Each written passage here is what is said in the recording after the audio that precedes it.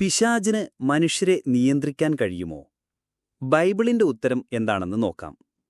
സാത്താനും ഭൂതങ്ങളും മനുഷ്യരെ സ്വാധീനിക്കുന്നുവെന്ന് വ്യക്തമാക്കിക്കൊണ്ട് 1 യോഹന്നാൻ 5:19 ബൈബിൾ ഇങ്ങനെ പറയുന്നു: നമ്മൾ ദൈവത്തിൽ നിന്നുള്ളവരാണെന്ന് നമുക്കറിയാം, പക്ഷേ ലോകം മുഴുവനും ദുഷ്ടന്റെ നിയന്ത്രണത്തിലാണ്. അതെ, സാത്താൻ ആളുകളുടെ മേൽ സ്വാധീനം ചെലുത്തുന്ന വ്യത്യസ്ത വിധങ്ങൾ ബൈബിളിൽ പറയുന്നു. അതിലൊന്ന് വഞ്ചന.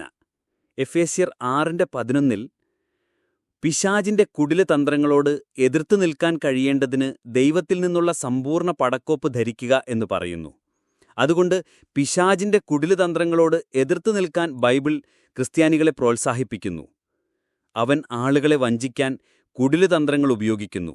അതിലൊന്ന് തന്റെ പക്ഷത്തുള്ള ആളുകളെ ദൈവത്തിന്റെ ആരാധകരായി തോന്നിപ്പിക്കുക എന്നതാണ്. 2 കൊരിന്ത്യർ 11:13-15 വരെയുള്ള വാക്യം ഇങ്ങനെ പറയുന്നു: കാരണം അങ്ങനെയുള്ളവർ ക്രിസ്തുവിന്റെ അപ്പോസ്തലന്മാരായി ആൾമാറാട്ടം നടത്തുന്ന കള്ളയപ്പോസ്തലന്മാരും വഞ്ചകരുമാണ്.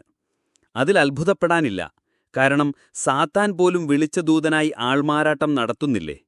അപ്പോൾ സാത്താന്റെ ശുശ്രൂഷകരും നീതിയുടെ ശുശ്രൂഷകരായി ആൾമാറാട്ടം നടത്തുന്നതിൽ അത്ഭുതപ്പെടാൻ എന്തിരിക്കുന്നു?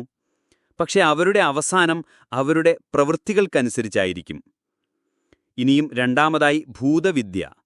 ആവർത്തനം 18:10-12 വായിക്കുന്നത്: മകനെയോ മകളെയോ തീയിൽ ദഹിപ്പിക്കുന്നവൻ, ഭാവിഫലം പറയുന്നവൻ, മന്ത്രവാദി, ശകുനം നോക്കുന്നവൻ, ആഭിചാരകൻ, മന്ത്രവിദ്യയാൽ ആളുകളെ ദ്രോഹിക്കുന്നവൻ, ആത്മാക്കളുടെ ഉപദേശം തേടുന്നവന്റെയോ ഭാവി പറയുന്നവന്റെയോ സഹായം തേടുന്നവൻ, മരിച്ചവരോട് ഉപദേശം തേടുന്നവൻ എന്നിങ്ങനെയുള്ളവർ നിങ്ങൾക്കിടയിൽ കാണരുത്. ഇക്കാര്യങ്ങൾ ചെയ്യുന്നവരെ യഹോവയ്ക്ക് അറപ്പാണ്. ഇത്തരത്തിലുള്ള മ്ലേച്ഛമായ രീതികൾ കാരണമാണ് നിന്റെ ദൈവമായ യഹോവ ആ ജനതകളെ നിന്റെ മുന്നിൽ നിന്ന് ഓടിച്ചു കളയുന്നത്.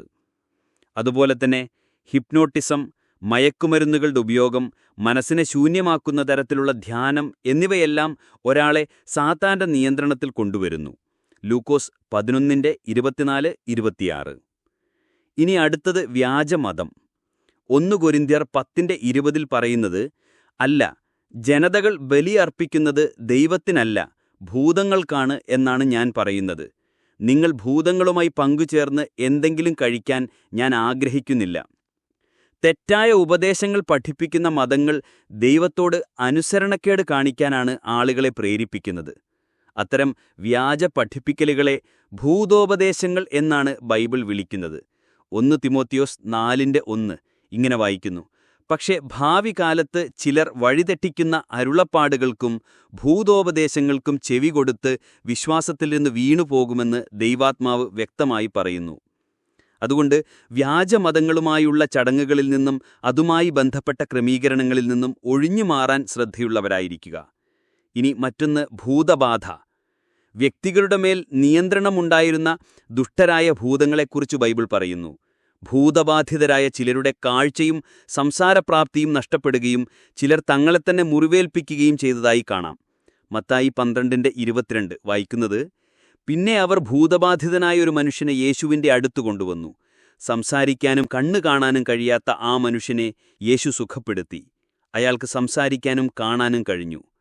തുടർന്ന് മർക്കോസ് 5:2-5 വരെയുള്ള വാക്യം ഇങ്ങനെ പറയുന്നു: യേശു വള്ളത്തിൽ നിന്ന് ഇറങ്ങിയുടനെ അശുദ്ധാത്മാവ് ബാധിച്ച ഒരു മനുഷ്യൻ ശവക്കല്ലറകൾക്കിടയിൽ നിന്ന് യേശുവിൻ്റെ നേരെ വന്നു.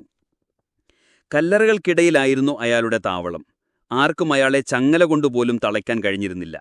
കാരണം പലപ്പോഴും വിലങ്ങും ചങ്ങലയും കൊണ്ട് ബന്ധിച്ചെങ്കിലും അയാൾ ചങ്ങലകൾ വലിച്ചു പൊട്ടിക്കുകയും വിലങ്ങുകൾ തകർക്കുകയും ചെയ്തിരുന്നു. ആർക്കും അയാളെ കീഴ്പ്പെടുത്താനുള്ള ശക്തിയില്ലായിരുന്നു. രാത്രിയും പകലുമെന്നില്ലാതെ അയാൾ കല്ലറകളിലും മലകളിലും അലറി വിളിച്ചു നടന്നു. മാത്രമല്ല, കല്ലുകൊണ്ട് അയാൾ സ്വന്തം ശരീരത്തെ മുറിവേൽപ്പിക്കുകയും ചെയ്തിരുന്നു.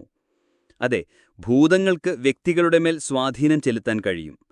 അതുകൊണ്ട് നമുക്ക് എങ്ങനെ പിശാചിന്റെ സ്വാധീനം ഒഴിവാക്കാം? ഭൂതങ്ങളുടെ സ്വാധീനത്തിൻ കീഴിൽ ജീവിക്കുന്നതിനെക്കുറിച്ചോർത്ത് നമ്മൾ പേടിക്കേണ്ടതില്ല. കാരണം പിശാചിനെ എതിർത്തു തോൽപ്പിക്കാൻ എങ്ങനെ കഴിയുമെന്ന് ബൈബിൾ പറയുന്നു. സാത്താന്റെ പ്രവർത്തന രീതി തിരിച്ചറിയാൻ പഠിക്കുക. ബൈബിളിന്റെ അറിവ് നേടുക, അത് പ്രാവർത്തികമാക്കാൻ ശ്രമിക്കുക. ബൈബിൾ തത്വങ്ങൾ പ്രായോഗികമാക്കുന്നതിലൂടെ സാത്താന്റെ സ്വാധീനത്തിൽ നിന്ന് നമുക്ക് സംരക്ഷണം നേടാം. എഫേസ്യർ 6:11-18. ഭൂതവിദ്യയുമായി ബന്ധപ്പെട്ട എല്ലാ കാര്യങ്ങളും ഒഴിവാക്കുക. അതിൽ ഭൂതവിദ്യയെ പ്രോത്സാഹിപ്പിക്കുന്ന സംഗീതം, പുസ്തകങ്ങൾ, മാസികകൾ, പോസ്റ്ററുകൾ, വീഡിയോകൾ എന്നിവയെല്ലാം ഉൾപ്പെടെ. പ്രവൃത്തികൾ 19-19 പറയുന്നത്, മന്ത്രപ്രയോഗങ്ങൾ നടത്തിയിരുന്ന ധാരാളം പേർ അവരുടെ പുസ്തകങ്ങളെല്ലാം കൊണ്ടുവന്ന് എല്ലാവരുടെ മുന്നിൽ വെച്ച് കത്തിച്ചു കളഞ്ഞു. അവർ അവയുടെ വില കണക്കുകൂട്ടി. അത് 50,000 വെള്ളിക്കാശ് വരുമായിരുന്നു.